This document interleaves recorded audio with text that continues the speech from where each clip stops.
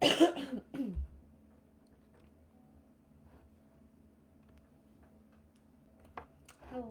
my fellow thrivers. I hope you're all having a wonderful Wednesday. It's so good to be here with you today. If you watch this in a replay, say hello. If you watch this in real time, say hello. I want to talk to you today about something that might actually be relieving and validating to some extent. Because I remember thinking, why do I still feel stuck? Why am I not further along where I should be, where I think I should be? Um, then this is for you because most survivors aren't stuck because they're doing the wrong things. They're stuck because no one taught them what their body actually needs after cancer. And I didn't know what I needed until I got it, and I was like, oh, that was it. That's the one. And so I want to walk you through three things that may be potentially what's holding you back.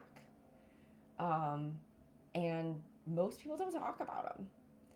Number one, which I think is huge and I think affects us to a greater extent than we give it credit or want to acknowledge, is that we are still stuck in survival mode. Our nervous system is in fight or flight still, even after treatment is over. Even if you've been quote unquote fine for years or a decade or more, your body doesn't just flip a switch and go back to normal. It will stay in fight or flight, trying to protect you for as long as it feels like it needs to. And that could be decades. And that shows up as constant anxiety, exhaustion for unexplained reasons, overthinking, feeling on edge all the time, or hypervigilant, thinking every little tiny creak or crackle is something. So when you're asking, why can't I relax? Why do I feel this way? It's not you. It's your body still trying to keep you safe. And there's no amount of distractions that will get you out of fight or flight because that is still there to some degree.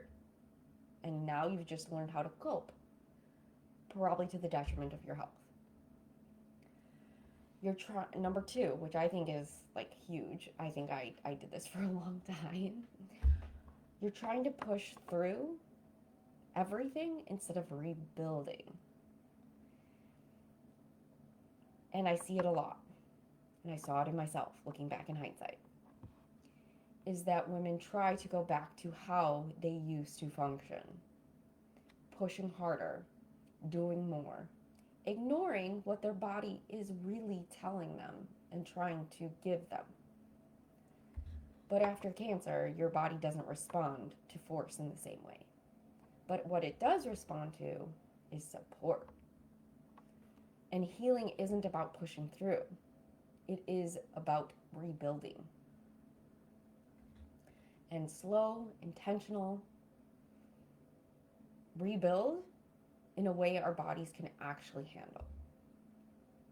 Number three, you haven't processed what you've been through. That is the biggest thing that keeps women exactly the way where they are and not knowing why they haven't moved forward. It's the biggest one, I think, because you haven't fully processed what you've been through. Because most women never had the space to actually do it, right? You're in survival mode, you just keep going.